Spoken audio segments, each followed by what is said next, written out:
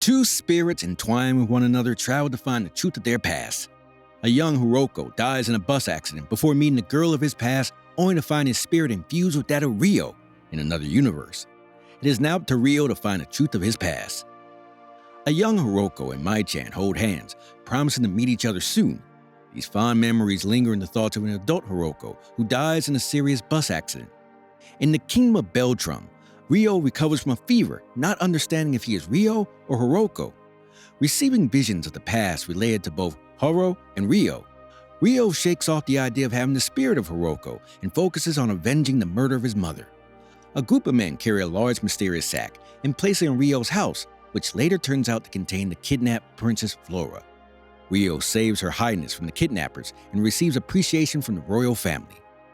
Pulled away from the slums and kept in the Royal Academy, it all feels like a dream come true for little Ryo. However, he is treated like an outcast by the other students. Shunned and shamed for being poor, his classmates give him the cold shoulder. Nonetheless, Ryo focuses on his studies and works extra hard with Celia, his professor and friend. Images of Haru's life flash before his eyes, time and time again. But alas, the trapped spirit of Haru and Ryo accepts the life he must live with Ryo. With a perfect academic score and graceful swordsmanship, Ryo enters the Knight's Exhibition tournament, defeating Charles Arbor in the blink of an eye. His grace and elegance catches the eye of a certain girl who professes her love for him, hurting the poor Celia. Celia asks Ryo what he wishes to do when he graduates, to which he displays his plans to visit his parents' homeland in Yamagomo region, which upsets her for not being able to see him in the foreseeable future. Students of the academy make preparations for an outdoor practice to test their military skills. Along the way, the group faces a bunch of goblins, whom they effortlessly dispel. However, the appearance of orcs proves much more challenging, which leads to Stuart getting injured and making Princess Flora fall off the cliff.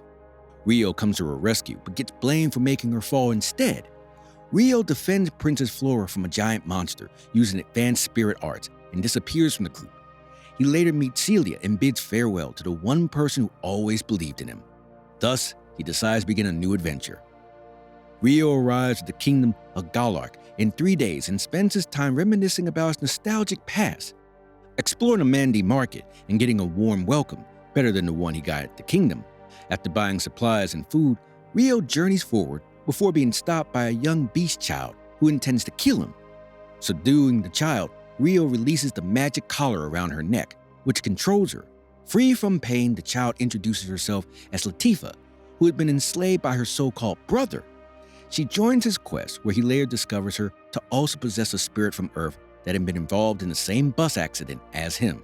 While Latifa slumbers, Ryo is met by a wolf that shines a bright light. The wolf disappears without a word, leaving Ryo to fight a group of beast people, who assume him to be a kidnapper after seeing young Latifa unconscious in his tent, and then take him captive. However, their misunderstanding is put away once Latifa wakes up. The elders, as well as the girls who fought him, apologize and allow him to stay at their place. Ryo is visited by the spirit of the World Tree, Lady Dryas, and is thanked for his kindness in saving one of their kind. Elsewhere, Master Reese visits the Straw region and steals the egg of a Reborn, making them follow him.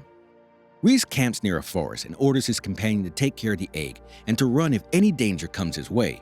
While he leaves for some work, everyone celebrates with Ryo in the village before Lady Dryas senses danger coming towards them. They find a companion escaping with the egg, but alas, makes the egg fall and break, which further angers the Virons. Reese goes back to the unguarded Virons' cave and steals all of their eggs. Ryo defeats the Virons single-handedly, saving the whole village. The villagers repay Ryo by giving him special armor and a sword for his journey. However, he says goodbye to Latifa, making her stay in the village and move forward alone.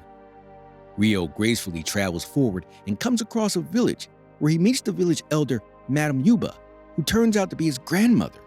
She withholds the secrets of his past and takes him to his parents' grave, later making him stay at their place. Ryo gets introduced to a charming Miss Ruri and also Sayo, who takes quite the attraction to Ryo. Gon, one of the neighboring village's bullies, visits them with his men, saying he needs a place to stay until his wagon gets repaired. However, the next night, he tries to assault Miss Ruri in her sleep. Ryo comes to their rescue and beats the living daylights out of Gon. Everyone thanks Ryo for his heroic efforts. Madame Yoba writes a special letter and asks the kingdom's messenger, Lord Hiei, to take it to his father, Lord Goki. Lord Goki reads the letter and at once asks for the presence of Ryo in the kingdom of Gensouki. Goki then reveals about being an attendant to his mother, Lady Ayami, and his father, Zen. More details revealed by Ryo's grandparents. The tragic story of Ryo's parents running away and later his mother being murdered by Lucius, one of the adventurers with his father. Adamant to take revenge against Lucius, Ryo trains with Goki and makes preparations for his revenge. Ryo returns back home to Madame Yoba and Miss Ruri, telling them about his past and family tree, where it seems that Miss Ruri is actually his cousin. Sayo grows very fond of Ryo and eventually proposes her undying love for him, promising to be by his side. However, Ryo politely tells her he cannot reciprocate the same feelings. That night, on his departure, Ryo bids farewell to everyone and happens to meet Sayo on the way, who with a smile wishes him the best for the journey ahead. At night, a terrified scream wakes everyone up and they rush to Ryo's room only to find a naked girl sleeping with him. Ryo, completely surprised at who she is, asks her. She introduces herself as the spirit that formed the covenant with Haru Kun inside of him. Ryo gives her the name Ashia, and they both battle each other to test her abilities, which no doubt is remarkably overpowered.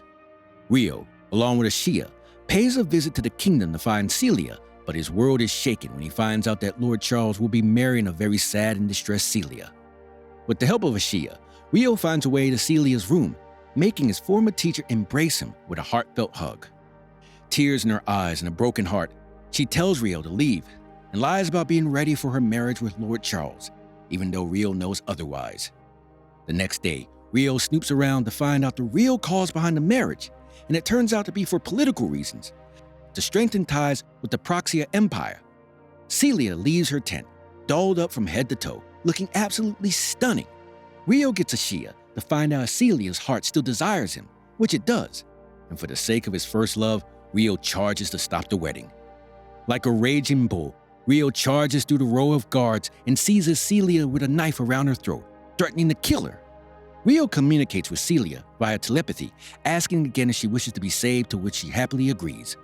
With the help of Ashia, they safely take Celia out of the palace. However, they are faced with a storm where different colored lights are seen from afar. Ashia anxiously pleads to Ryo to go towards the light and save the people trapped. It seems 4 more students from Earth are trapped in this new universe and are taken away by monsters. Ryo saves them, but as soon as he meets the last girl, it is none other than Mai-chan, the girl Hiroko was supposed to meet before dying in the bus accident, making this a fated reunion.